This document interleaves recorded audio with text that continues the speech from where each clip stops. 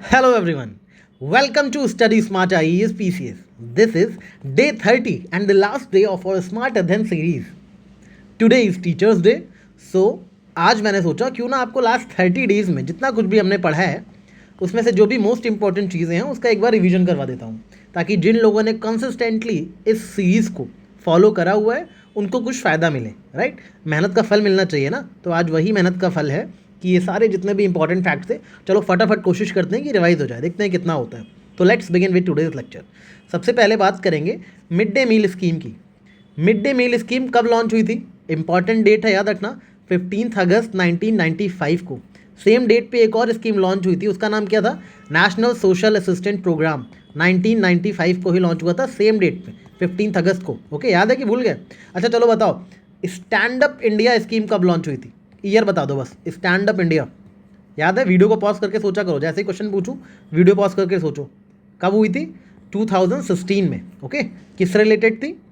Obviously stand up India startups को promote करने के लिए। ठीक है, एटलीस्ट एक SC ST बोरोवर होना चाहिए था इसमें, और एटलीस्ट एक वुमेन बोरोवर होनी चाहिए थे पर बैंक ब्रांच। राइट, एक वुमेन बोरोवर। तो ये सारी चीज़ें याद रखना। और नेशनल फूड सिक्योरिटी मिशन कब लॉन्च हुआ था बताओ? 2007-8 में लॉन्च हुआ था। ठीक है, राबी सीजन में, याद रखना, खारिफ सीजन में नहीं, राबी सीजन में लॉन्च हुआ था। ओके, और नेशनल फूड सिक्योरिटी एक्ट कब आया था?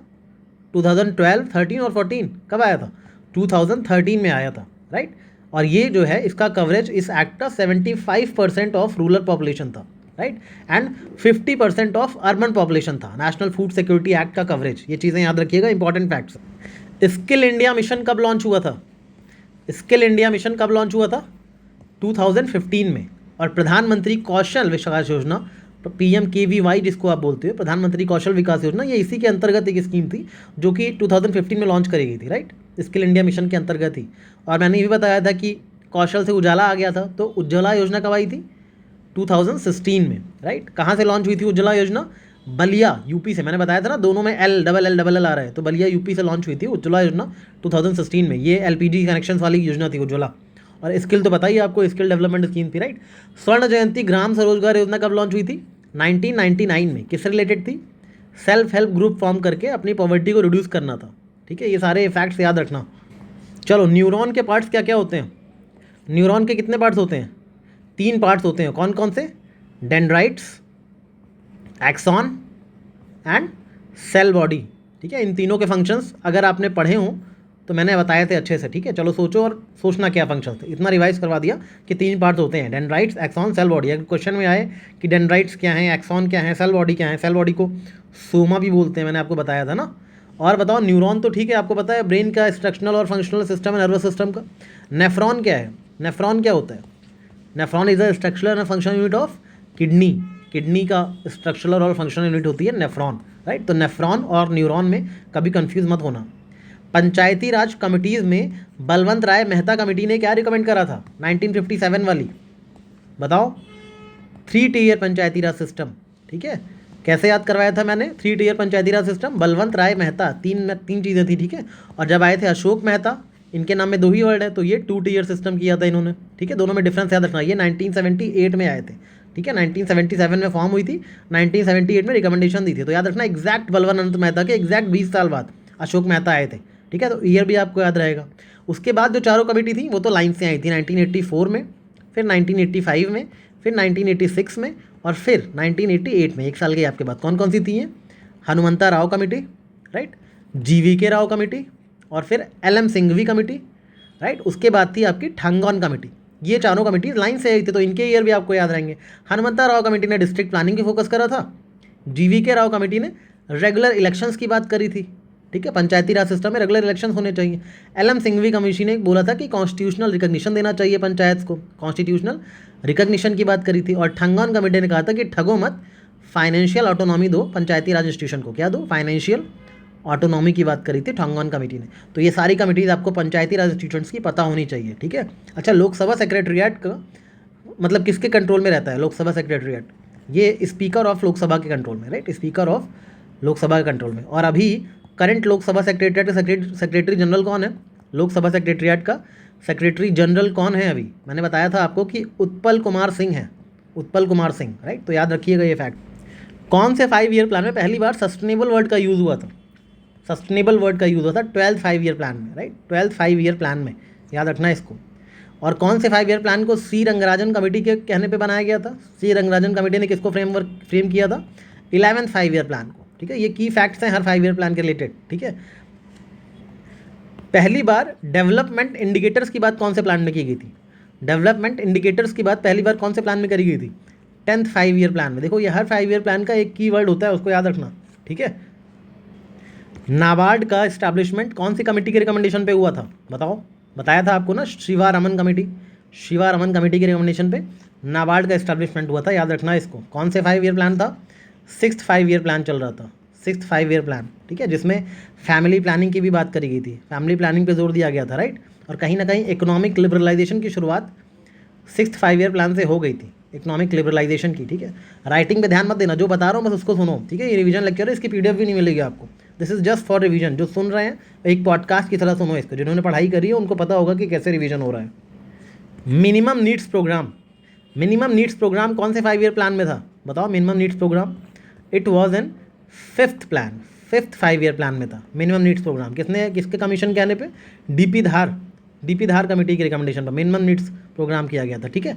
और इसी 5 ईयर प्लान में, 5th वाले 5 ईयर प्लान में गरीबी हटाओ की बात की गई थी, गरीबी हटाओ, रिमूवल ऑफ पॉवर्टी की बात। इसी में नेशनल हाईवे सिस्टम की शुरुआत की गई थी, नेशनल हाईवे सिस्टम की शुरुआत करी गई थी इसी प्लान में। तो 5th 5 ईयर प्लान की बातें याद रख। Nationalisation of 14 banks, nationalisation of 14 banks कौन से प्लान में हुआ था? 4th 5 ईयर प्लान में हुआ था, ठीक है। ये सारे फैक्ट्स याद रखिएगा। चलो बताओ, महालनोबिस प्लान कौन से प्लान को बोलते हैं? Mahalanobis plan 2nd 5 year plan को, 2nd 5 ईयर प्लान को महालनोबिस प्लान बोलते हैं, ठीक है। Harrett Domar model, Harrett Domar model पे बेस्ड कौन सा 5 ईयर प्लान था? आपका 1st 5 ईयर प्लान जो था वो हैरेट डोमर मॉडल पे बेस्ड था, ठीक है। कैसे याद करवाया था मैंने ये चीज़ कि जब 1st 5 ईयर प्लान था तो हर तरफ डर का माहौल था, हैरेट डोमर मॉडल, ठीक है। फिर 1st 5 ईयर प्लान में जब न्यू रख दी गई तो 2nd 5 ईयर प्लान में इसी पे महल खड़ा किया गया। पहले न्यू रखी गई 1st ईयर प्लान में, फिर 2nd वाले प्लान में महल खड़ा किया गया। तो महल नोबिस प्लान 2nd में है, हैरेट डोमर मॉडल 1st में था, याद रखना इसको। कांग्रेस के कौन से सेशन ने साइमन कमीशन को रिजेक्ट किया था? साइमन कमीशन को रिजेक्ट करने वाला कांग्रेस का कौन सा सेशन था? 1927 का मद्रास सेशन था, मद्रास में सेशन था। M.A. अंसारी इसके प्रेसिडेंट थे, ठीक है। इस सेशन में साइमन कमीशन को रिजेक्ट किया गया था, रिजेक्टेड साइमन कमीशन, ठीक है।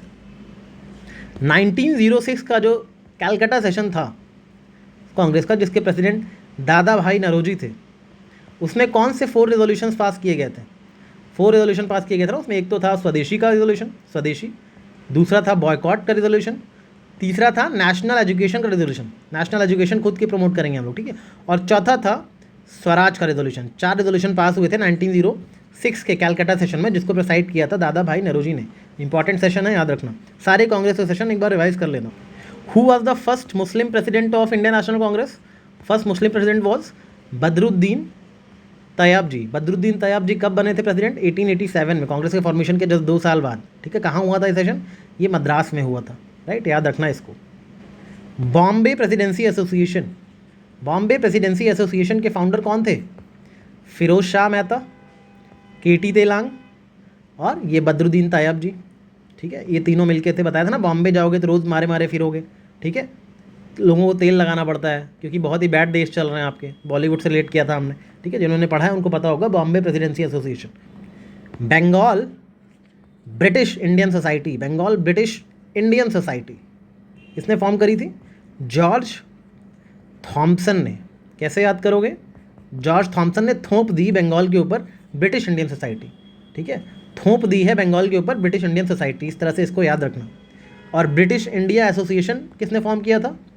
राजेंद्र लाल मित्र, राजेंद्र लाल मित्र प्लस राधाकांत देव प्लस देवेंद्र नाथ टैगोर, इन तीनों ने मिलकर ब्रिटिश इंडियन एसोसिएशन को फॉर्म करा था। तीनों के नाम याद रखना।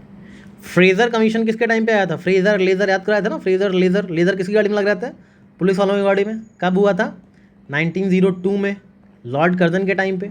1902 में एक और कमीशन आया था, कौन सा था वो? रेले कमीशन, रेले कमीशन। ये यूनिवर्सिटी कमीशन भी कहलाता है, यूनिवर्सिटीज़ को रिफॉर्म करने के लिए लाया गया था, ठीक है। यूनिवर्सिटी कमीशन, रेले कमीशन, फ्रेजर कमीशन, पुलिस वाला कमीशन, ये सारी चीज़ें याद रखना। सैडलर कमीशन, सैडलर कमीशन 1917 में आया था, ठीक है। यूनिवर्सिटी कंडीशन को इम्प्रूव करने के लिए ये भी था, ठीक है। ये सारी चीज़ें याद रखिएगा। बटलर कमीशन कब आया था? बटलर कमीशन 1927 में। क्यों? प्रिंसली स्टेट्स को बटर लगाने के लिए, ठीक है। तो बटरिंग के लिए आया था। किसका टाइम पे? लॉर्ड इरविन के टाइम पे बटलर कमीशन, राइट। ये सारे फैक्ट्स याद रखना। दीवाने खैरात, दीवाने बंदगन, ये सब किसके टाइम पे बनाए गए थे? खैरात, बंदगन, ये सब फिरोज शाह तुगलक के टाइम पे थे। खैरात was department of charity and बंदगान was department of slave, Firoz Shah Tughlaq के टाइम पे, ठीक है। उन्होंने बहुत सारे काम करवाए थे, इरिगेशन एंड कैनाल वर्क करवाए थे, राइट। इंफ्रास्ट्रक्चर डेवलपमेंट किया था। और 2 अशोकन पिलर्स को टोपरा और मेरठ से लेकर दिल्ली भी आए थे। 2 अशोकन पिलर्स को ट्रांसफ़र किसने किया था? फिरोज शाह तुगलक ने। ये सारे वर्ड्स इनके याद रखना। उन्होंने कौन सी बुक लिखी थी? फुतूहती फिरोज शाही, ये इनकी बुक थी फिरोज शाह तुगलक की, ठीक है। ये सारे फैक्ट्स याद रखिएगा।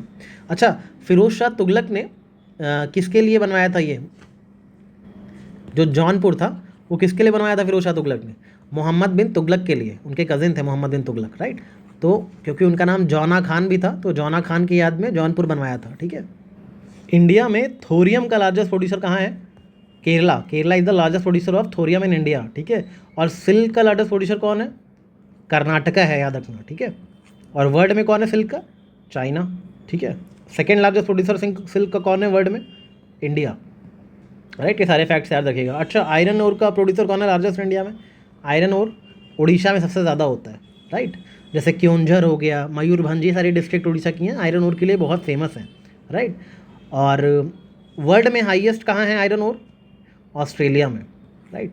कॉपर ओर के मामले में याद रखना, कॉपर के बारे में, राजस्थान में सबसे ज़्यादा रिजर्व हैं कॉपर के जो रिजर्व हैं वो सबसे ज़्यादा राजस्थान में है, बट कॉपर की प्रोडक्शन सबसे ज़्यादा एमपी में होती है। ये सारे फैक्ट्स याद रखना।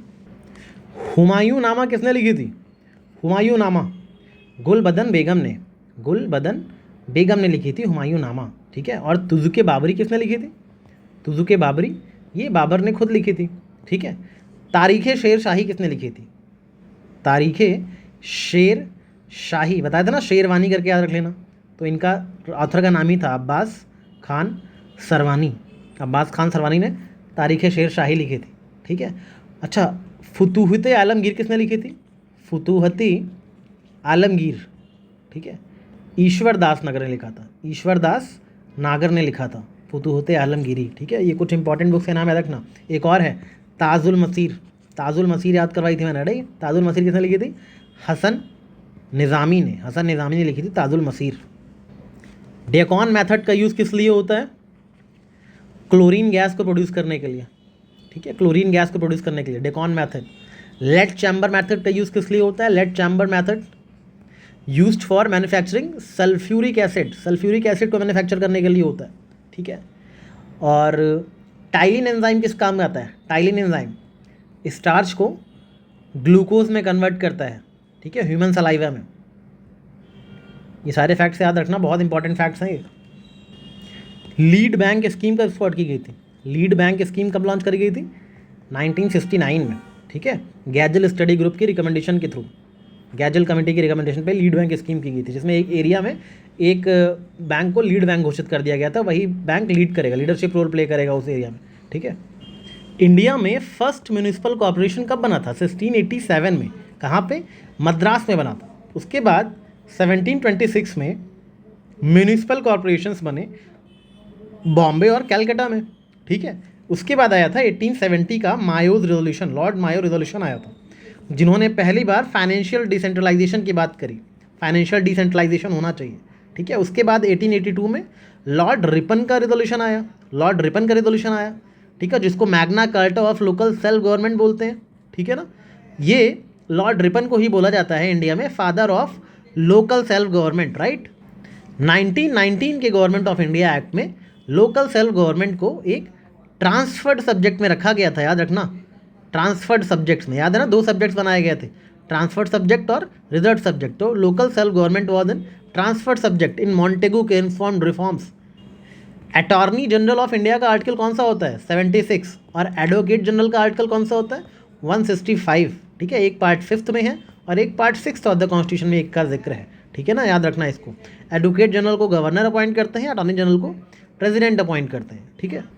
लोकसभा का जो स्पीकर होते हैं, लोकसभा के स्पीकर कौन कौन सी कमिटीज़ के एक्स ऑफिशियो चेयरमैन होते हैं?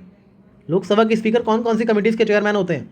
Business advisory committee, rules committee and general purpose committee, तीनों के ही एडवाइजरी चेयरमैन होते हैं स्पीकर, ठीक है, तीनों के ही चेयरमैन होते हैं। कौन कौन से? Business advisory committee, rules committee और जनरल पर्पस कमेटी, ये तीनों चीज़ें याद रखना। यूनिवर्सल ब्लड डोनर कौन सा है? यूनिवर्सल ब्लड डोनर कौन सा है? कौन सा ब्लड ग्रुप यूनिवर्सल डोनर है? बताओ। O negative, O negative universal blood donor है, राइट। और यूनिवर्सल ब्लड रिसिपिएंट कौन सा है? A B positive, right. ये चीज़ें याद रखिएगा, ओके। लार्जेस्ट एंडोक्राइन ग्लैंड कौन सा है? लार्जेस्ट एंडोक्राइन ग्लैंड कौन सा है? Thyroid gland is the largest endocrine gland, ठीक है ना। और लार्जेस्ट मसल कौन सी है? ग्लूटेस मैक्सिमस, ग्लूटेस मैक्सिमस, आपकी ग्लूट्स वाली मसल सबसे लार्जेस्ट मसल होती है, ठीक है। और लार्जेस्ट बोन कौन, लॉन्गेस्ट बोन कौन सी है बॉडी में? लॉन्गेस्ट बोन फेमुर, जो आपकी थाई बोन होती है ना, वो सबसे लॉन्गेस्ट बोन है, थाई बोन, राइट। और स्मॉलेस्ट बोन कौन सी होती है आपकी बॉडी में? स्टेप्स, राइट, जो कान के पास होती है। तो ये सारी चीज़ें याद रखना। लार्जेस्ट ऑर्गन कौन सा है बॉडी का? लार्जेस्ट ऑर्गन स्किन है, ठीक है ना। और एडल्ट ब्रेन का वेट कितना होता है? 1.5 kg कह रहा हूँ, ठीक है। ये सारे फैक्ट्स याद रखना, इंपॉर्टेंट। लार्जेस्ट लिविंग बर्ड कौन सा है? ऑस्ट्रिच, लार्जेस्ट लिविंग बर्ड है, ठीक है। लार्जेस्ट लिविंग रेप्टाइल कौन सा है? सॉल्ट वाटर क्रोकोडाइल है, ठीक है। लार्जेस्ट लैंड मैमल कौन सा है? Largest land mammal African elephant is the largest land mammal, ठीक है। और ओवरऑल लैंड मैमल नहीं, ओवरऑल मैमल की बात की जाए तो कौन सा लार्जेस्ट है और हैवीएस्ट है? ब्लू व्हेल, ब्लू व्हेल से बड़ा कुछ नहीं है, ठीक है, याद रखना इसको। स्मॉलेस्ट मैमल कौन सा है? Shrew, shrew is the smallest mammal. Smallest bird कौन सी है? हमिंग बर्ड, हमिंग बर्ड करती रहती है, राइट। लार्जेस्ट एग किसका होता है? ऑस्ट्रिच का ही एग लार्जेस्ट एग होता है। ये सारे फैक्ट्स याद रखना, ठीक है। अच्छा, लार्जेस्ट मैमल की बात कर ली, अगर टॉलेस्ट मैमल पूछा तब क्या बोलोगे कि टॉलेस्ट मैमल कौन सा है? जिराफ, अफ्रीका के जो जिराफ होते हैं ना, वो टॉलेस्ट मैमल होते हैं। हॉटस्पॉट का क्राइटेरिया क्या होता है? हॉटस्पॉट्स डिक्लेयर करने का क्राइटेरिया क्या होता है? जो भी स्पीसीज़ हैं वो एंडेमिक होनी चाहिए। स्पीसीज़ एंडेमिज्म मतलब कम से कम उस एरिया में 1500 स्पीशीज़ ऑफ वैस्कुलर प्लांट्स के एटलीस्ट 1500 स्पीसीज़ एंडेमिक्स होने चाहिए उस एरिया में, तभी उस एरिया को हॉटस्पॉट डिक्लेयर करा जाएगा, ठीक है। और उस एरिया में वो 0.5% ऑफ वर्ल्ड प्लांट स्पीशीज़ हों, ठीक है। वर्ल्ड के जो प्लांट स्पीशीज़ का 0.5% से ज़्यादा होना चाहिए, राइट। और दूसरी चीज़, at least 70% of its original habitat lost हो चुका हो, ठीक है। 70% of its original habitat lost हो चुका हो उस स्पीशीज़ का। तो जहाँ पे ये तीनों क्राइटेरिया फुलफिल होंगे वहीं पे आपका हॉटस्पॉट डिक्लेयर किया जाएगा, ठीक है। हॉटस्पॉट बायोडाइवर्सिटी हॉटस्पॉट के क्राइटेरिया हैं, याद रखना। टर्म बायोडाइवर्सिटी को कॉइन कितने करा था? वॉल्टर जी रॉजन ने, ठीक है, वॉल्टर जी रॉजन ने, okay. Who was the first deputy PM of India? Sardar Vallabhbhai Patel was the deputy PM of India first, ठीक है। जब वो होम मिनिस्टर थे ना, उसी टाइम पे वो डिप्टी पीएम भी थे। दोनों चीज़ें याद रखना। फर्स्ट वाइस प्रेसिडेंट कौन थे? S Radha Krishnan. Vice president की ट्रिक बनाई थी ना, नहीं याद है तो देख लो जाके, वीडियो पूरी बताई थी। राधा कृष्णन के बाद कौन थे? जाकिर हुसैन, राइट। उसके बाद वीवी गिरी, फिर जीएस पाठक। ये सारी ट्रिक के थ्रू याद करवाए थे आपको। अगर नहीं याद है तो जाके वीडियो देख लो, रिवीजन हो जाएगा, ठीक है। बाकी मैंने आपको ट्रॉपिकल साइक्लोन्स के अलग अलग नाम बताए थे, राइट। जैसे कि साइक्लोन तो चलो पता है इंडियन ओशन में आता है। हरिकेन कहाँ आता है? कैरेबियन सी वाले एरिया में हरिकेन, राइट। और टाइफून कौन से रीजन में आता है? टाइफून ये जापान वाले एरिया में, ठीक है, फिलीपींस वाले में, चाइना सी वाला जो रीजन है वहाँ पे टाइफून आता है। विली विलीज कहाँ पे आते हैं? नॉर्थ वेस्ट ऑस्ट्रेलिया में, ठीक है। और अगर पूछा जाए बैगुई कहाँ आते हैं? तो फिलीपींस, नाम से ही लग रहा है फिलीपींस में आते हैं, राइट। ये सारे फैक्ट्स याद रखना। महलवारी सिस्टम किसने लॉन्च करा था? महलवारी सिस्टम 1822 में हॉल्ट मैकेंजी का नाम आएगा जब भी उसका नाम आएगा, किसका? महलवारी सिस्टम का। हॉल्ट मैकेंजी इंपॉर्टेंट नाम है, ठीक है। और रियोचवारी सिस्टम में किसका नाम आएगा? आपका 1820 का रियोचवारी सिस्टम थॉमस मुनरो का नाम आएगा। Thomas Munro plus Colonel Reid, दो लोगों का नाम आएगा। और परमानेंट सेटलमेंट तो आपको पता ही है, 1793 वाला लॉर्ड कॉर्नवालिस के टाइम पे आया था, राइट। सारी चीज़ें याद रखना, तीनों में डिफरेंसेस देख लेना। कांग्रेस सोशलिस्ट पार्टी किसने फॉर्म करी थी? जयप्रकाश नारायण, वो जेपी आंदोलन वाले, प्लस आचार्य नरेंद्र देव, इन दोनों ने मिलकर कांग्रेस सोशलिस्ट पार्टी बनाई थी, ठीक है, इसको याद रखना। ऑल इंडिया किसान सभा किसने बनाई थी? स्वामी सहजानंद सरस्वती ने। स्वामी सहजानंद सरस्वती इसके प्रेसिडेंट थे। और इसके जनरल सेक्रेटरी कौन थे? NG रंगा, ठीक है, दोनों याद रखना। रेडिकल डेमोक्रेटिक पार्टी किसने बनाई थी? रेडिकल डेमोक्रेटिक पार्टी नाम से लग रहा है कोई कम्युनिस्ट होगा जिसने बनाई होगी, तो एम एन रॉय ने बनाई थी radical democratic party, right. Awadh किसान सभा किसकी थी? अवध किसान सभा बाबा रामचंद्र की। अवध में कौन रहेगा? राम जी रहेंगे ना, तो बाबा रामचंद्र ने बनाई थी। और नौजवान भारत सभा, नौजवान भारत सभा किसने बनाई थी? भगत सिंह की थी नौजवान भारत सभा, ठीक है, भगत सिंह की पार्टी, भगत सिंह का एक एसोसिएशन था। अच्छा, वुमेन्स इंडिया एसोसिएशन किसने बनाया था? 1917 में वुमेन के लिए वुमेन इंडियन एसोसिएशन किसने बनाया था? मेन रोल प्ले किया था एनी बेसेंट ने इसमें, याद रखना, ठीक है, एनी बेसेंट और मार्गरेट कजिन्स ने मिलकर इसमें इंपॉर्टेंट रोल प्ले किया था। Indian social conference M G Ranade की थी, M G Ranade plus Raghunath Rao, इन लोगों ने मिलकर इंडियन सोशल कांग्रेस बनाया था। और शारदा सदन की बात की जाए, शारदा सदन, तो ये पंडिता रमाबाई का था, पंडिता रमाबाई, राइट, ये दोनों नाम याद रखना। फॉस्फोरस 32 का यूज़ किस लिए किया जाता है? ब्लड कैंसर को ट्रीट करने के लिए, ब्लड कैंसर के ट्रीटमेंट में काम आता है फॉस्फोरस 32, याद रखना, ठीक है ना। और ये जो थायरॉक्सिन है, thyroxine it's not a vitamin, thyroxine is not a vitamin, it's a hormone, याद रखना ये चीज़, ठीक है।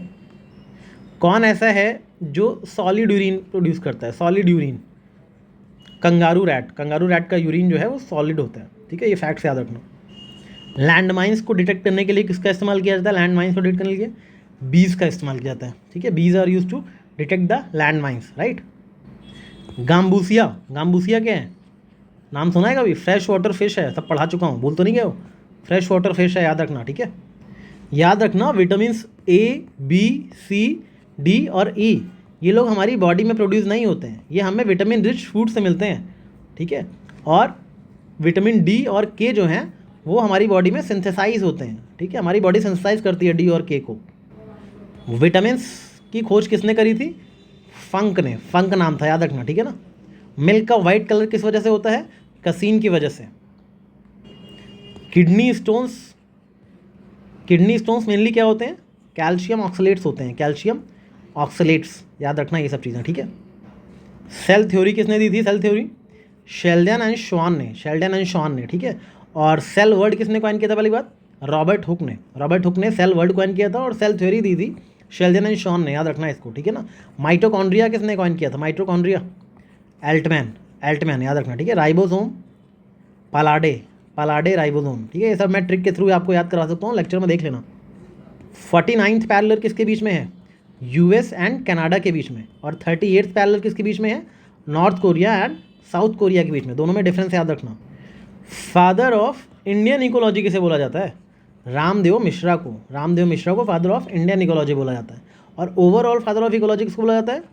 अलेक्जेंडर वॉन हम्बोल्ड को, अलेक्जेंडर वॉन हम्बोल्ड को ओवरऑल फादर ऑफ इकोलॉजी बोला जाता है। इकोलॉजी टर्म कॉइन किसने करा था? इकोलॉजी टर्म कॉइन करा था आपके अर्नस्ट हैकेल ने, अर्नस्ट हैकेल ने कॉइन किया था, राइट, इतना याद रखना आप लोग।